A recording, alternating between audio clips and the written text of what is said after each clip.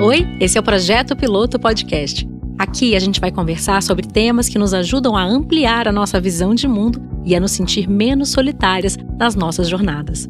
Conversas sobre comportamento, diversidade, bem-estar, maternidade e o que mais der vontade. Eu sou Lu Ferreira, influenciadora, mãe e empreendedora que acredita que cada dia é uma oportunidade para a gente ser melhor do que ontem. Eu sou a Thaís Farage, eu sou consultora de moda, mãe do Miguel e do Tom e adoro uma boa conversa. Hoje a gente está aqui com Vivi Duarte, criadora, fundadora, né, do Plano de Menina e autora. Conta pra gente um pouquinho do Plano de Menina e do seu livro, Quem é Você na Fila do Pão? Isso mesmo. Estou muito feliz de estar aqui com vocês. Obrigada pelo convite. Bom, o Plano de Menina é um instituto que, assim, é a menina dos meus olhos, né? Dentre tantas coisas que eu já tenho feito como empreendedora social, empreendedora, executiva, o Plano de Menina, com certeza, é o melhor plano que eu desenhei, assim, nos últimos anos. Tem 6 anos. É um instituto de capacitação e conexão de meninas para o mercado de trabalho, meninas periféricas, e tem muito a ver com a minha história, né? Eu falo sempre que eu sou a hackeadora de sistema, porque eu gosto de lembrar de onde eu saí, onde eu tenho, né, ocupado, o que eu tenho feito. E eu fui essa menina, né, de periferia, que tinha muitos sonhos, muitos planos, e precisava sempre de um apoio, de uma ponte, de uma conexão, e não encontrava. Então, o Instituto Plano de Menina é essa ponte conectora. Você criou a ponte que você não encontrou quando você amiga, era sim. menina. Sobre isso. Eu li que é um workshop de 8 meses, certo? Que ela passa, que é um tempo de potência, é isso que você chama? Isso, a gente tem várias jornadas, e aí cada jornada tem uma periodicidade, né? Tá. Esse de 8 meses é um de capacitação para empresas globais que contratam a gente. Então, contratam o Instituto para buscar talento. Que legal. Então, a gente seleciona esses talentos, a gente busca as meninas, faz uma curadoria, capacita tanto com soft skill, hard skill, que é a inteligência emocional, né? Porque imagina uma menina ocupando um espaço que seja de jovem aprendiz dentro de uma multinacional. Ela precisa ter habilidades, assim, técnicas de inteligência, sobrevivência, para estar num lugar que ela vai ter uma história diferente, um contexto diferente, uma experiência diferente das outras pessoas, né?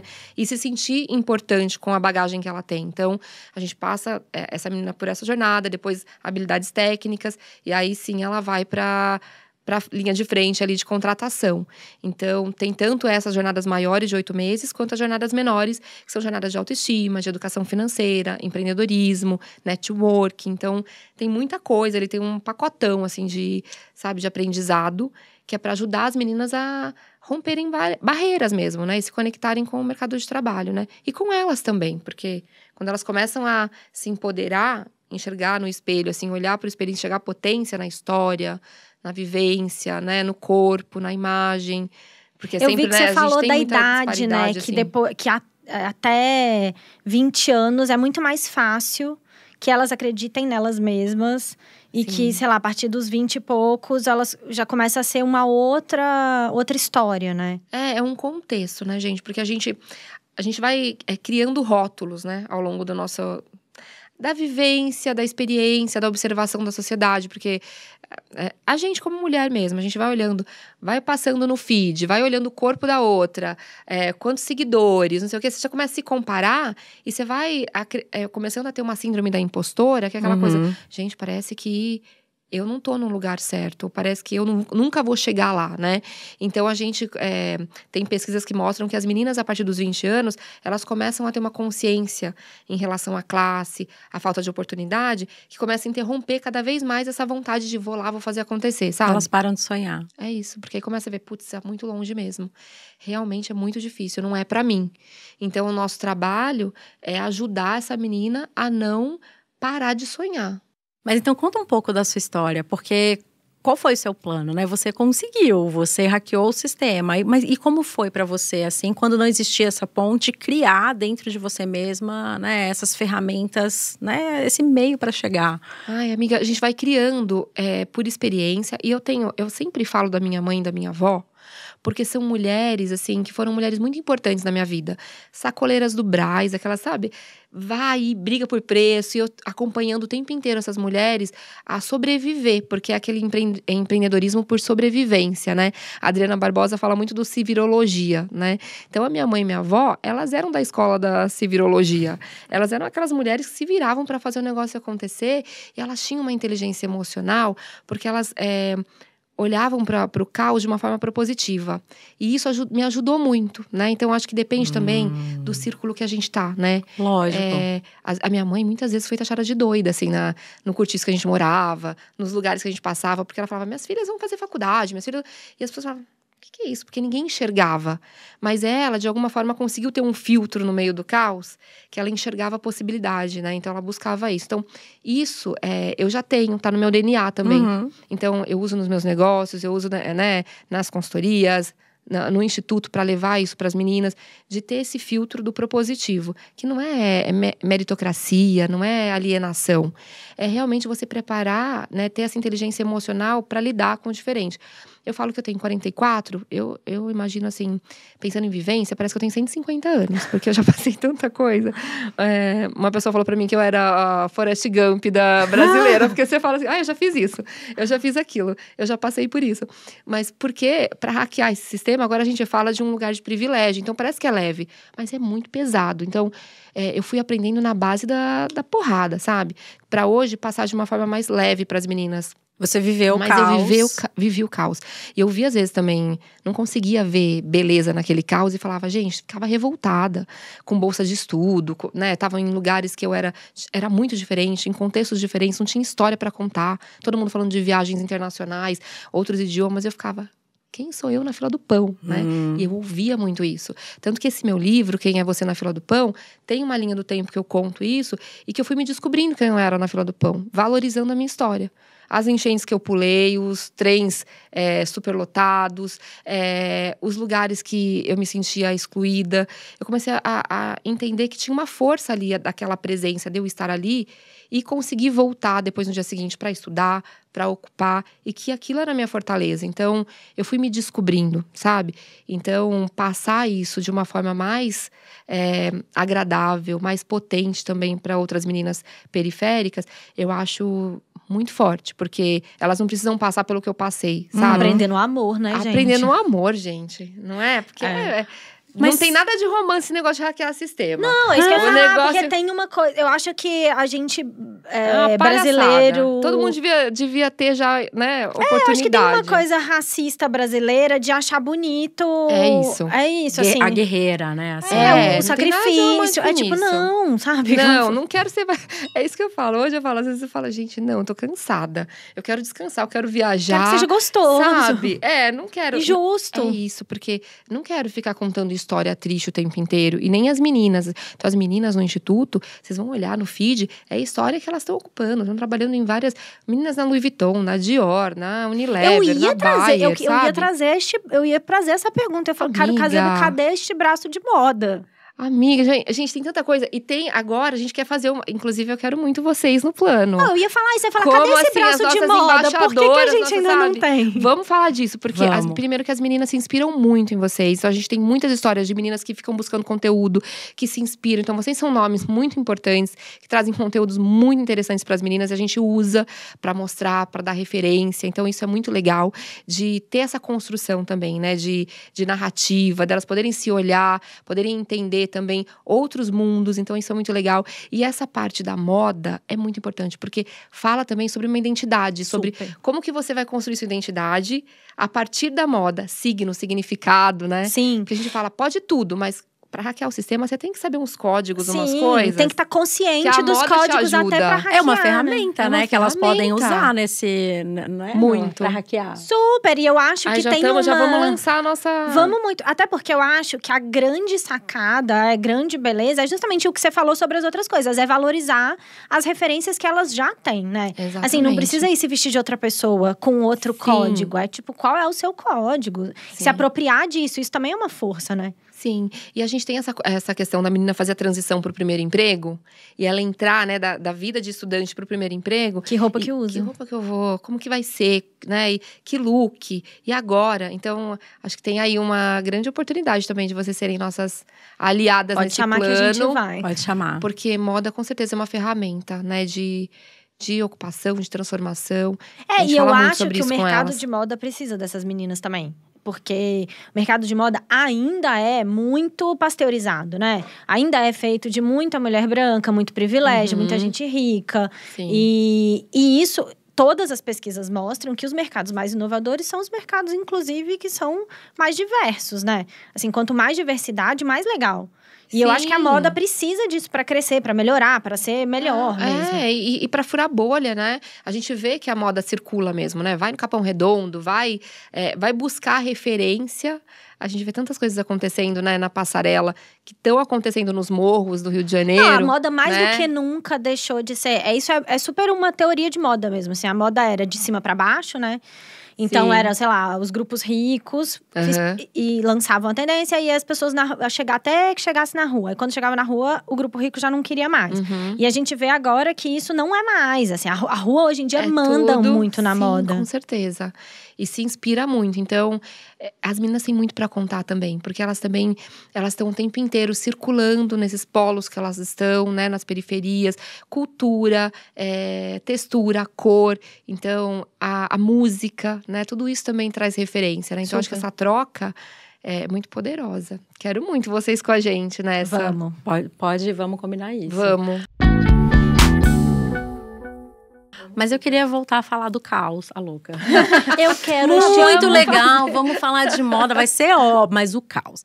Não, é porque eu acho que essa história… Eu queria que você falasse um pouco mais sobre a história de como enxergar… Você falou possibilidades no caos, né? Sim. Porque isso, eu acho que é de uma riqueza e assim… É de um poder, porque no fim das contas, né, a gente não controla as circunstâncias em que a gente nasceu, a gente não controla o que acontece com a gente. Querendo ou não, nos últimos 2 anos a gente aprendeu que a gente não controla nada, né, galera? Então, como enxergar a possibilidade no caos, né? Qual que é… Porque eu odeio a palavra mindset. É que a gente vai, né? Vai, né? Num vocabulário, sim. Mas é isso, né? Assim, é uma maneira de ver o mundo, né? Assim, de encarar aquilo que tá acontecendo com você, assim. Queria que você contasse um pouco mais. Eu acho que é sempre aquela coisa de ter um plano, né? Eu acho que a gente tem principalmente agora, que é tudo muito instantâneo. As pessoas estão… Você vai mandar uma mensagem, a pessoa espera que no próximo segundo você responda, né? E as coisas parecem que são tão, né, rápidas, de um jeito que a gente vai se consumindo naquilo, né? E você não consegue ver possibilidades. Então, acho que o primeiro de tudo é a gente entender o nosso tempo, sabe? Eu falo muito sobre isso, assim, como que é o teu tempo, como que você consegue fazer a gestão do seu tempo primeiro, né? Acho que o primeiro pilar é a nossa autoestima. Acho que trabalhar a autoestima, olhar pro espelho, validar primeiro a nossa imagem, quem a gente é, que não é fácil. Eu falo o tempo inteiro que eu fico, ai gente, será que meu peito é muito grande? Ai, a gente fala de empoderamento, a gente fala de corpo, a gente fala de liberdade, mas eu mesma não tô 100% segura. E eu acho que eu nunca vou estar. Porque eu já tenho 44 anos, já tive tantos rótulos, tanta coisa que eu já vi do que é bonito, do que é perfeito, do que é não sei o quê, que mesmo que agora eu queira desconstruir, gente, tem uns negócios que estão bugados já. Não vai dar. Então, esse trabalhar a autoestima é muito importante para começar a olhar para o caos de forma propositiva, sabe? Para os nossos caos também diários, né? Trabalhar isso o dia inteiro. Eu fico, às vezes, na frente do espelho, falo sempre do meu inglês. Hoje eu também ocupo posições como executiva em empresas que são empresas multinacionais. Então, assim, poxa, eu vou entrar numa reunião, eu fico ali fazendo um exercício na frente do espelho, eu converso sozinha antes de ir pro escritório. Eu fico fazendo aquilo que parece coisa de maluca, mas não é. No final do dia, eu fiz a minha reunião e eu lembrava do que eu estava fazendo por mim. Me apropriando, assim, do que eu já tinha.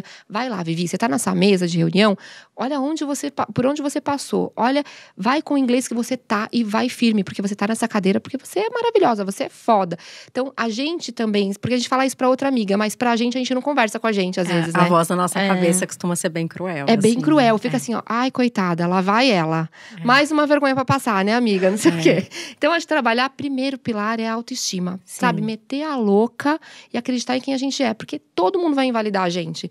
Às vezes até a pessoa que a gente gosta fala, nossa, corajosa amiga que você é, né? Nossa, eu tenho ódio desse comentário. Eu tenho ódio. Então assim, primeiro isso. E aí depois é o nosso tempo. A gente não se comparar e olhar o nosso tempo e ter um plano para as coisas assim mais simples e para as mais complexas. Então, por exemplo, na pandemia, os meus negócios, eles começaram a degringolar porque eu tive que, e todo mundo passou por isso, eu tive que reposicionar tudo que era evento começou a cair, a gente teve que reconfigurar o instituto, que estava em 10 estados, e a gente teve que reconfigurar tudo para online, não tinha jornadas online, era tudo presencial, com mentoras presenciais fazendo isso acontecer, imagina que loucura, só que a gente cresceu, porque começou a impactar mais, só que até fazer isso, eu comecei a ficar desesperada. Eu chorava na frente da equipe. Então, acho que a vulnerabilidade também é importante, que conecta as pessoas. Total. Então, quando eu aprendi contar a minha história e valorizar a minha história e me tornar vulnerável diante das pessoas que tinham privilégio e estavam sentadas nas mesas comigo,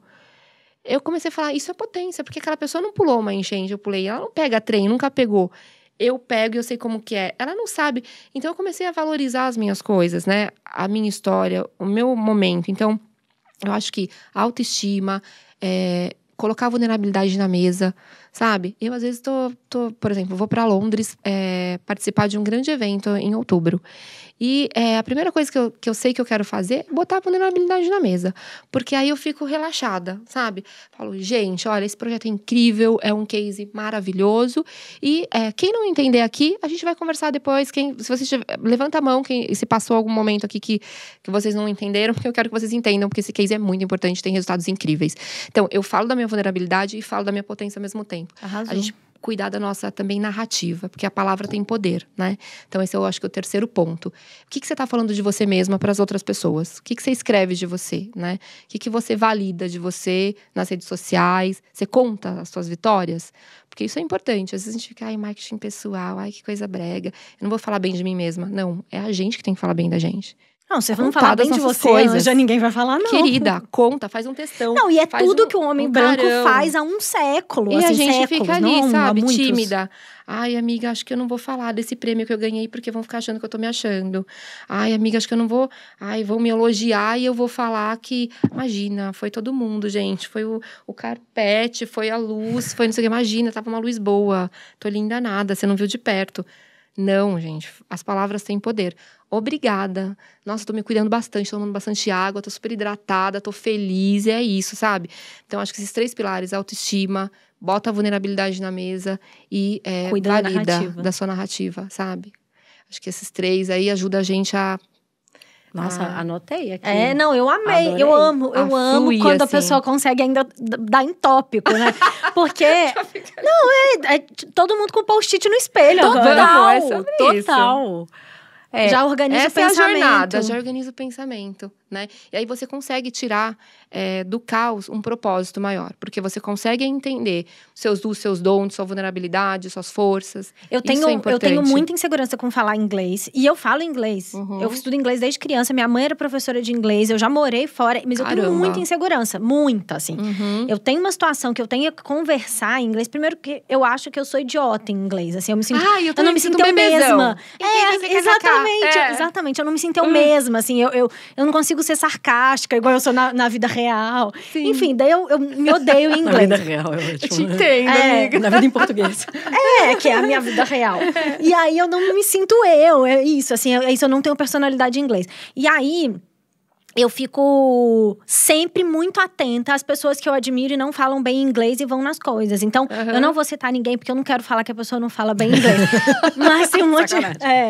eu ia elogiar, mas é aquele elogio passivo-agressivo. Então, eu não vou falar quem são as pessoas. Mas eu já vi situações, assim, de pessoas em eventos importantes, de eventos de política. E a pessoa falando inglês mais ou menos e assim. E eu acho muito lindo, porque uma dessas pessoas era um discurso num lugar muito importante. E a pessoa começou falando, olha, eu sou brasileira, inglês não é a minha primeira língua, pra mim é difícil, mas pra mim é muito importante estar aqui. Olha. Então, eu vou falar o que eu tenho pra dizer.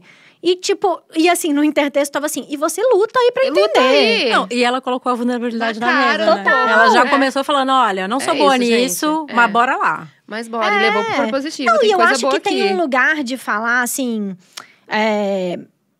principalmente, assim, o quanto que algumas pessoas... o quanto também falar a língua, assim, ser brasileiro e falar a língua é um lugar de privilégio, né? Nossa, assim, imagina o percentual. A gente, 2% isso que eu do, falo, acho do que é país. isso. Acho que 5% dos brasileiros falam inglês. E olha lá. E se a gente for olhar esses 5% ali... Eu conheço muita gente que fala mesmo, que fala inglês, que não fala. Não é assim, né? Então, é muito um lugar de privilégio. Então, eu acho que é um lugar para ter... muito orgulho, sabe? Assim, Sim. Cara, eu vim de um lugar onde ninguém me ensinou inglês e eu aprendi inglês. E vocês que são americanos, vocês não falam nem outra língua, sabe? Me respeita. E a gente se valorizar. E você viu que você trouxe essa história, né? Da vulnerabilidade. Enfia a vulnerabilidade na cara, mas não fica naquilo. Leva depois para o positivo. Mas eu tenho coisa muito importante. E é muito especial. Então, segura aí. Pra mim não fazer o discurso da coitada, É né? isso.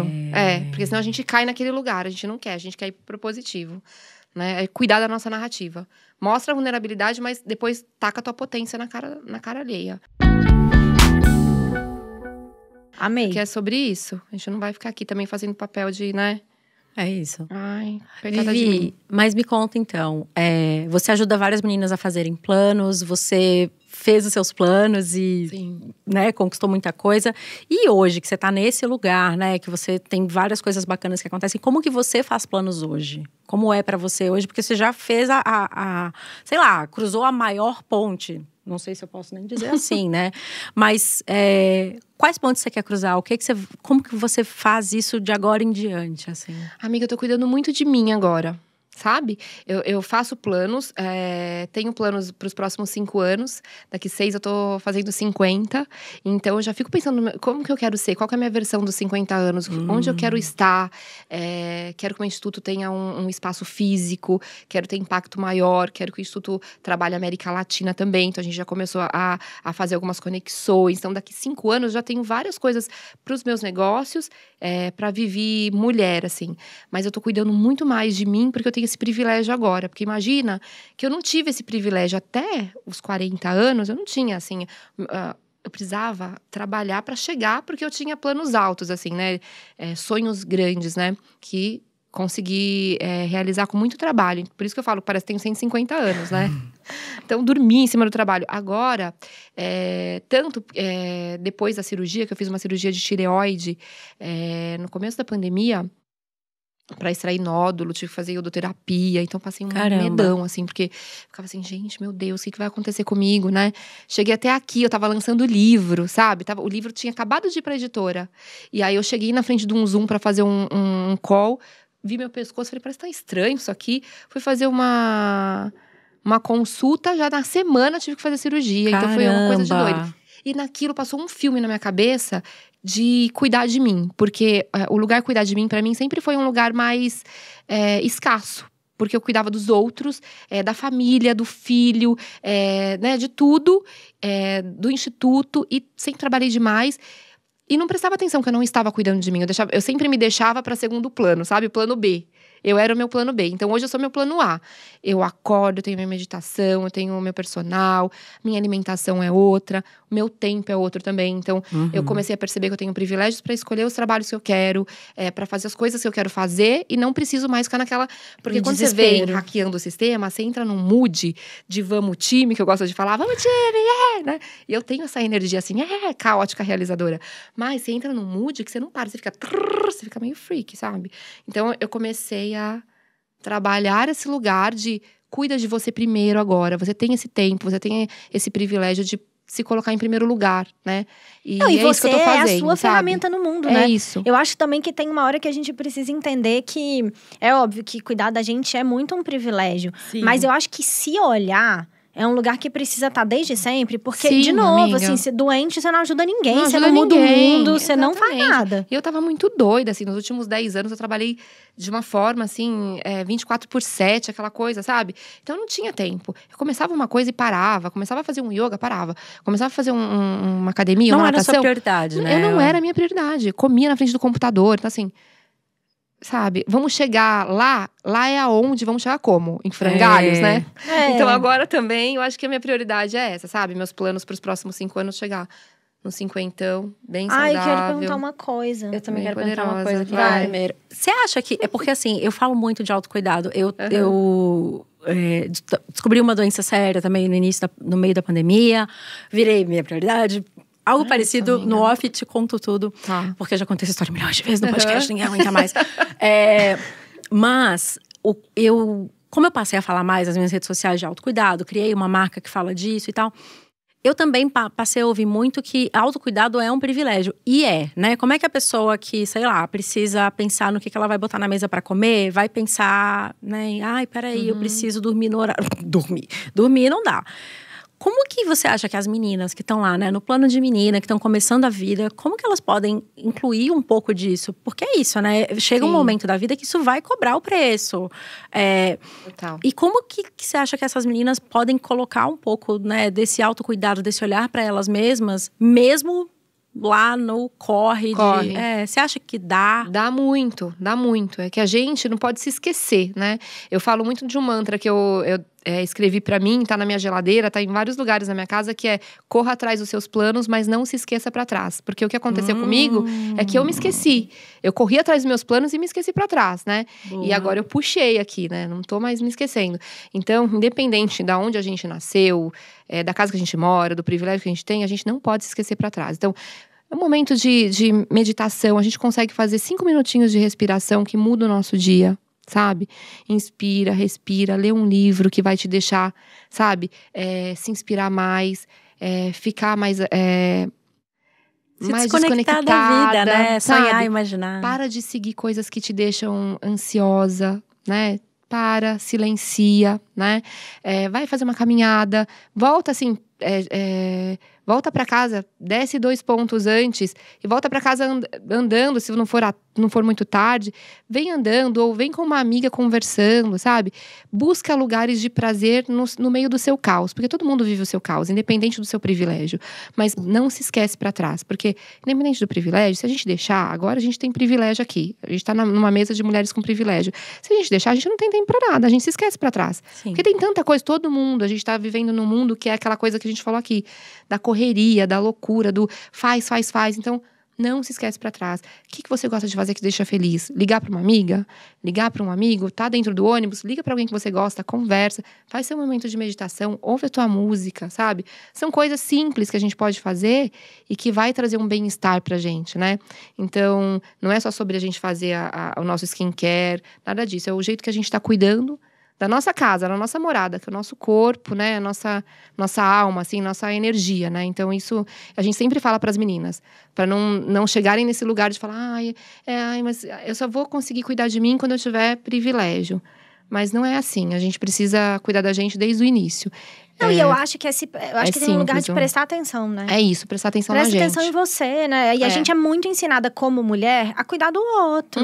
E a gente cuida da gente só no ser bonita, né? Que é o valor feminino na sociedade. Então, cuida do cabelo, cuida da pele, cuida da roupa. Mas não cuida da gente, fazer né? Um exame ali, aí não, né? Mas eu acho que assim, cara, quantas clientes eu vejo, assim…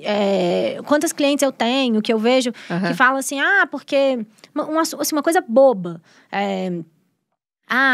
Eu tenho um pé muito difícil. O sapato me machuca muito. E aí eu fico olhando e falo, gente, mas não tem um pé difícil. Porque eu trabalho com isso. Eu entendo, assim, eu consigo olhar para um pé e saber que tem lugares que apertam, tem pés… Enfim.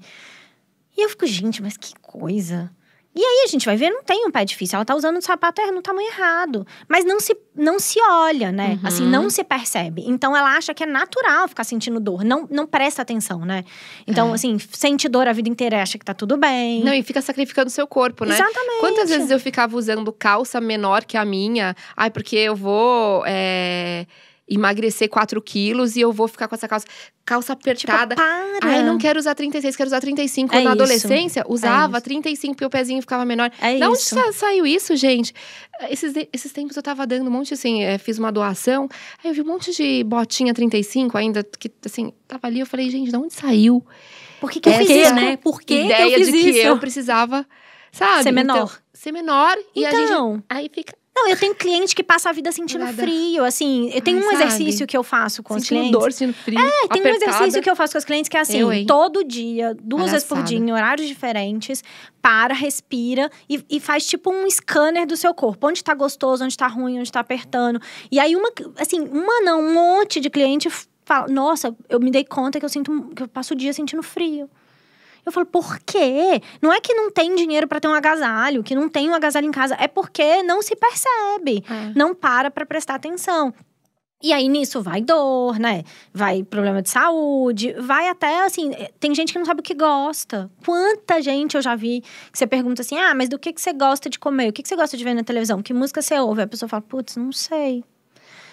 Mas sabe o que o marido… Né? Mas sabe o que o marido gosta, sabe o que o filho gosta, sabe o que ela deveria gostar, o que tá na moda, mas o que ela gosta mesmo. A gente parar pra… É isso que a gente tá falando, né?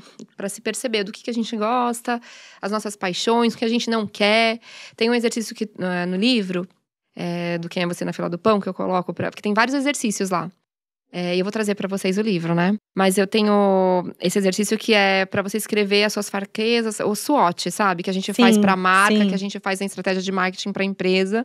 E pra gente, a gente não faz. Então, eu proponho a gente fazer um branding ali pra gente. E aí tem um lugar que a gente tem ali de mapa, que é um mapa de planos, que você pode colocar a sua fraqueza, a sua potência, as oportunidades, ameaças, né, que você tem. E do's e don'ts. Então, assim, o que pra mim, eu quero a partir de agora. E o que eu não quero, o que eu preciso tirar da minha frente, sabe?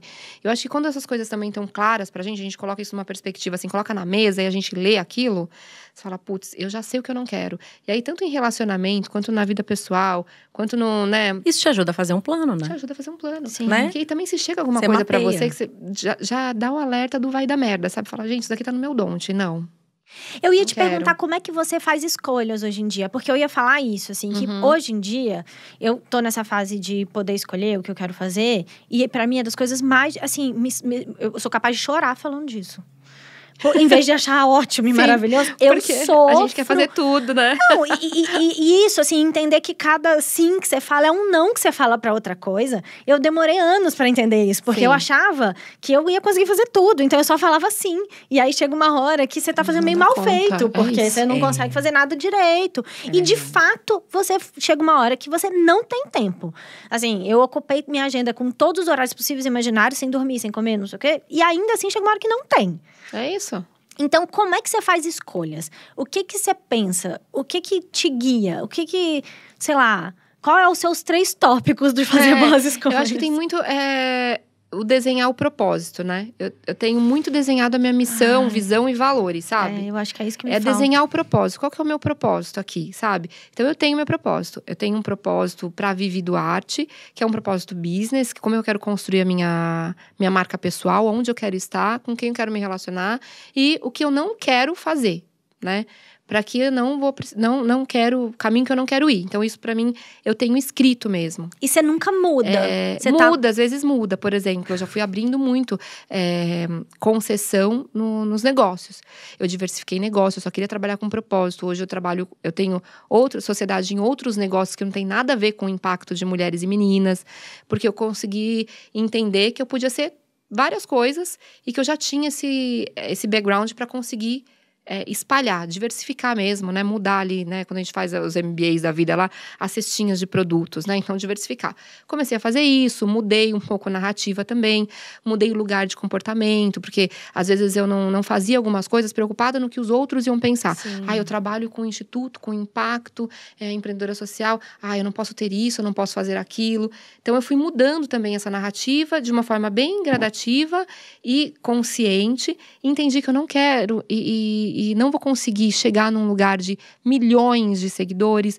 Eu sou uma influenciadora social que tem um posicionamento, tem uma estratégia de conteúdo e não vou chegar até lá, porque para chegar até lá eu vou ter que perder tempo em outros negócios que eu tenho, que são importantes, eu não quero abrir mão. Então, eu não tenho tempo para ficar fazendo tantos conteúdos quanto eu gostaria.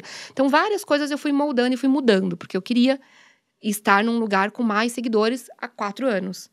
Hoje eu já entendo que eu sou mais compacta, sou meio que aquela boutique de influência, sabe?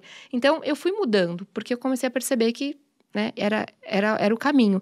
Então, eu tenho muito e para escolha o propósito, é sempre o propósito, eu vou sempre pro propósito para escolher.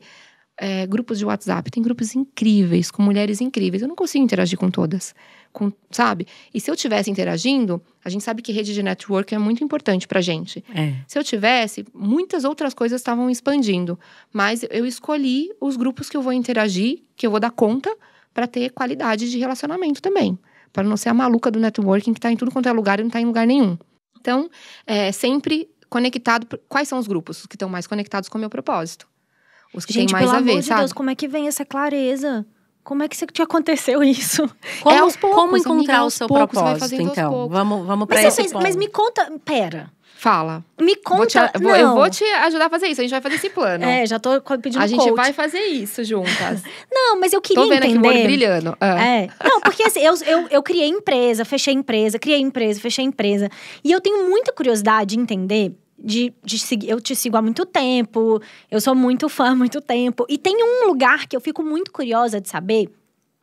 É como é que você botou de pé mesmo. Porque imagina, é um negócio muito difícil. Eu sou uma pessoa que já criei empresa e assim, com muito privilégio, todo aquele discurso.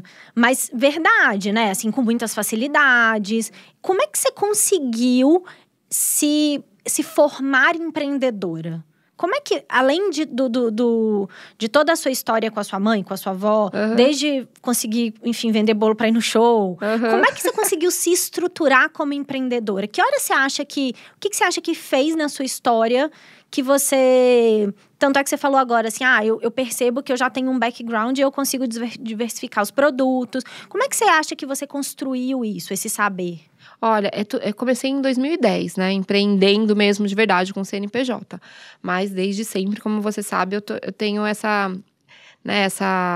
linhagem aí de empreendedoras na minha família. Então, sempre vendo quebrar, levantar de novo. Então, isso também, acho que me trouxe também uma sensação de que tudo bem você quebrar e você voltar a tentar de novo. Sabe? É um caminho natural. É um caminho natural. Mas em 2010, quando eu montei o plano, o escritório, tudo, eu perdi muito dinheiro. Então, assim, eu já tomei muito da vida, assim, de empreendedora, sabe? Perdi muita coisa, muito dinheiro, muita amizade, porque fiz sociedades erradas, equivocadas, não fiz contratos corretos. Então, a resiliência é a principal ferramenta do empreendedor, assim, é ter resiliência e essa questão de não desistir de dar certo, né? Então, muita gente da minha família, minha mãe me ligava e falava, ligaram pra você aqui da empresa tal, querem que você vá pra lá, por que você não vai? Minha mãe ficava assim, desesperada, né? Familiares, todo mundo, porque eu tava vendendo coisas pra continuar com o plano feminino. Porque imagina que o Plano Feminino em 2010 era uma consultoria que desafiava a propaganda, uma consultoria de raça, gênero e diversidade em 2010, desafiando a propaganda a não ser machista. Em 2010, gente. Que não tinha ninguém falando disso. E eu saí de uma grande empresa para fazer esse grande empreendimento. Que sua mãe estava olhando, minha filha pirou. O que é isso? Chegou no lugar que queria. Tava num emprego ótimo, agora começou a vender. Tá maluca, né? Tá vendendo as coisas, doida. Então eu comecei a ficar com muito medo. Então dá medo. A gente tem que cair muito para poder conseguir ficar em pé. Vai cair, vai balançar, vai quebrar. E a principal coisa do empreendedor é cuidar dele, sabe? Cuidar dessa energia realizadora que a gente tem. Porque se você empreende, se a gente tá aqui, a gente empreende, é que a gente tem uma energia realizadora que não tá em nenhum CNPJ de ninguém, é o nosso. A gente tem que ter o nosso. Senão a gente não vai estar realizada, né? Tem o intraempreendedor também dentro das empresas, né? Que tem o limite dele, mas acho que o empreendedor mesmo, que tem o seu próprio negócio, tem que ter essa resiliência, porque senão ele fica doente, ele não consegue, ele fica frustrado. Mas o plano deu muito errado, amiga, deu muito errado muito tempo. Assim, eu não pagava imposto, não conseguia. Se eu pagasse imposto, eu não pagava funcionário, sabe aquela coisa? Aí juntava muito, muito imposto, tinha que reparcelar em 60 vezes. Amiga, era o caos. Então, assim… E qual foi o turning point, O turning point, eu acho que foi em… 5 anos depois, 2015, em 2011, eu consegui fechar o primeiro contrato de, assim, 2 milhões. Foi o primeiro grande contrato. Eu ficava fechando coisinhas pequenas, contratinhos, fizinhos, mensais e tal, que não me… né, ficava sempre naquela agonia. E aí, em 2012, 2 anos depois do plano, eu consegui fechar o primeiro contrato. Era um contrato de 2 milhões de uma multinacional que a gente reposicionou o produto Brasil todo. E aí, foi um case muito legal, e eu tive muita inteligência ali de conseguir fazer uma gestão, sabe? Conseguir entender as coisas, aprender a ouvir os outros, separar PJ de PF, porque era tudo misturado. Às vezes não dava, misturava tudo. Não tem esse negócio de PJ PF. Eu preciso pagar essa conta aqui, eu preciso ir para aquele lugar, né? Então, acho que eu fui conseguindo mesmo fazer essa virada a partir desse dinheiro que entrou. E eu consegui fazendo uma gestão melhor do negócio, sabe? Entendi. E aí, lá em 2015, eu já estava forte. Porque eu aproveitei esse case e fui abrindo o mercado, fui fazendo network, abrindo mais coisas, sabe? Essa é a grande virada mesmo, né? Ter um case pra contar. Ter um grande case pra contar. E contar bem contado, ter um storytelling, sabe? Porque às vezes a gente perde case. Porque tem gente que tem um negocinho de impacto desse tamanho, faz um Nossa, posso citar 100. Tem um storytelling que já consegue dar aquele Gente, como é frustrante isso, E assim. a gente fica assim, como é frustrante. Ai, gente, como assim, né? Então, também, a partir de 2015, com certeza eu virei a maior storyteller do meu negócio. Porque até lá, eu tinha aquela alma de jornalista, que eu sou formada em jornalismo, depois fui fazendo marketing, MBA, mas sabe aquela alma de jornalista que o jornalista fica nos bastidores? Bastidor das notícias, né? Então, eu achava sempre, mesmo que eu ensinava os outros, eu não fazia pra mim. Tinha gente que nem sabia que o plano feminino era meu. Tanto que tinha pessoas que trabalhavam pelo plano, que eram super, assim, storytellers e mídia, social media. E quando saíam, as pessoas falavam assim, nossa, vai fechar? Não, é meu o negócio. Gente. Ah, é seu? Ah, não sabia. Por quê, né? A pessoa é casa de ferreiro, como fala? Espeto de pau, né? Então, em 2015, eu fui chamada para ser TED Speaker. Comecei a pensar assim, gente, vou me reposicionar, vou fazer meu branding aqui. Eu faço pra marca, faço pra todo mundo, não faço pra mim. Então, tinha a questão da grana, que eu já estava mais organizada, pagando as contas direito, pagando os meus impostos, tudo certo. Pagando funcionário em dia, tava tudo dando certo. E aí, tinha também um lugar que eu falei assim, agora eu quero, sabe, começar a ampliar as coisas que eu faço aqui. Eu vou fazer desse tamanho, vou fazer um auezão. Eu vou fazer um impacto maior, vou fazer um auezão maior ainda, sabe? Comecei também a me construir mais, assim, nas redes sociais, falar bem de mim, fazer textão, meter a cara. E as pessoas começaram a se conectar mais. Começaram a me marcar em posts de propaganda machista. Começaram a me marcar. Vivi, olha aqui, me pedir dicas. Eu comecei a abrir cursos na ESPM, na Casper Libero, para falar disso. E aí eu comecei a entender esses pontos de contato que eu poderia estar. Mas foi 2015. Até lá, foi muito esse patinar, puxada de tapete. Gente que plageia teu negócio. Entra lá para pedir uma dica e sai de lá e funda um negócio.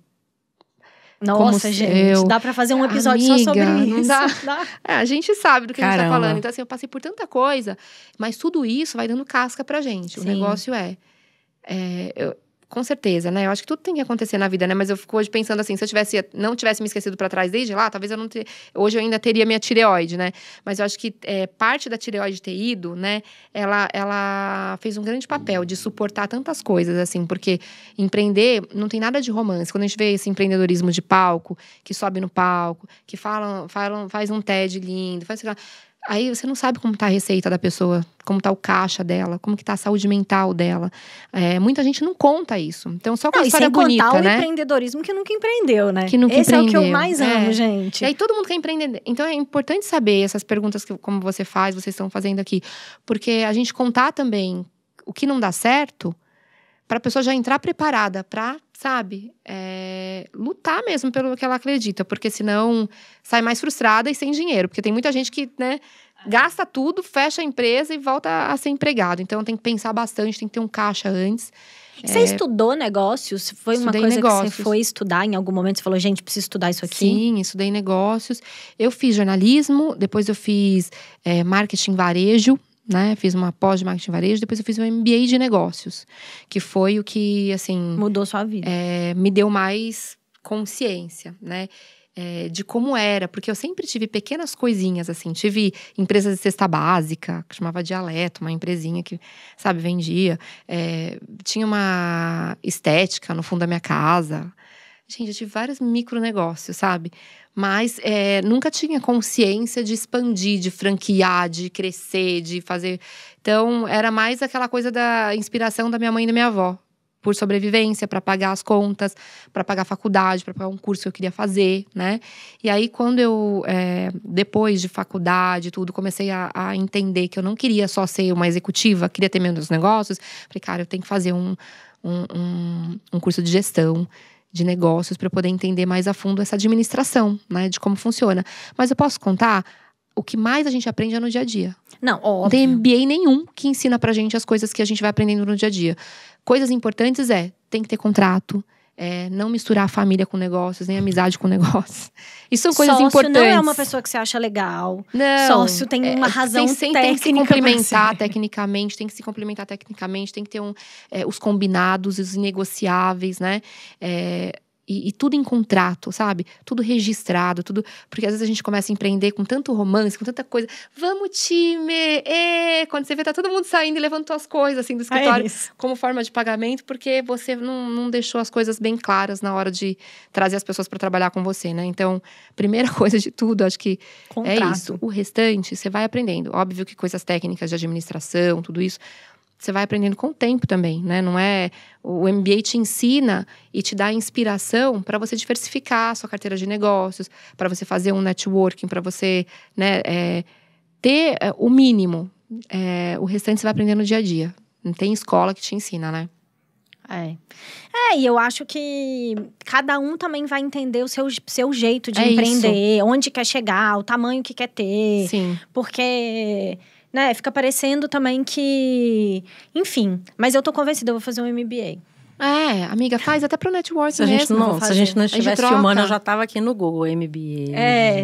Não, eu tô convencida. É bom, até pro network. Eu tava rondando com essa ideia, por isso que eu fiquei te fazendo tanta pergunta, porque eu tô rondando com essa ideia de MBA de negócio há muito tempo. E aí um monte de gente me fala assim, já fez tanta coisa, sabe? Pra que vai fazer? Eu falo, porque tem um buraco aqui, tem alguma coisa aqui que eu não entendi ainda. E você vai achar, porque aí quando você for fazer a sua tese ali, né, de entrega, você vai fazer o teu modelo de negócio, às vezes você vai criar um outro modelo, ou vai melhorar o teu modelo de negócio com base naquilo, vai aproveitar os professores que tem, a rede que você tem ali dentro da sala, sabe? Perfeito. Vai adorar. Amei. É muito bom. Se alguém tiver um cupom de desconto, pode mandar que eu e Thaís vamos usar. É isso, a gente tá decidida. É isso. Não, eu tipo, eu vou ser processada, porque eu trouxe a Vivi aqui pra gravar um podcast e, na verdade, pedi uma consultoria. Na real, foi uma mentoria e tal, mas disfarça, né? Gente. Cara, amei ter você aqui. Eu amei demais vocês também. Assim, energia muito boa. Eu quero ir lá no Plano de Meninas. Também, quero a gente fazer esse braço vamos moda. fazer. Sério, eu também tô falando. Não, braço, moda e beleza. A gente tá criando novas pontes de embaixadoras, novas verticais.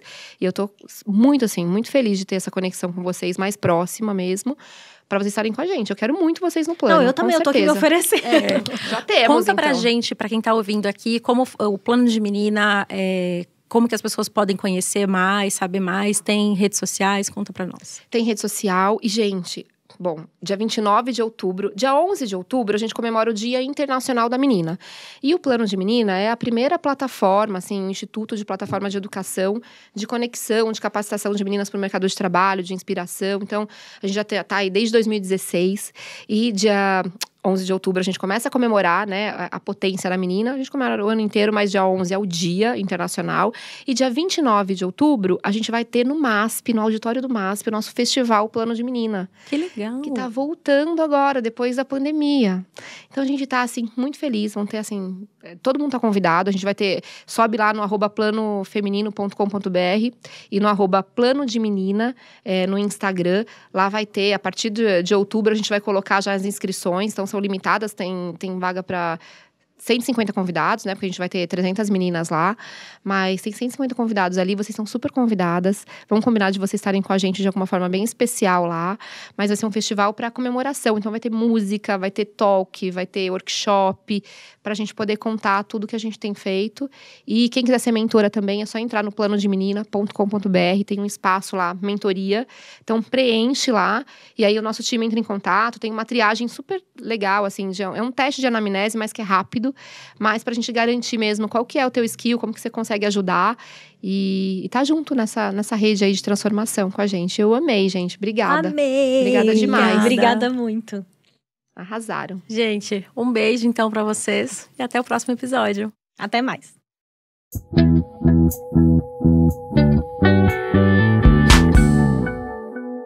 Este podcast foi produzido pela Tumpats.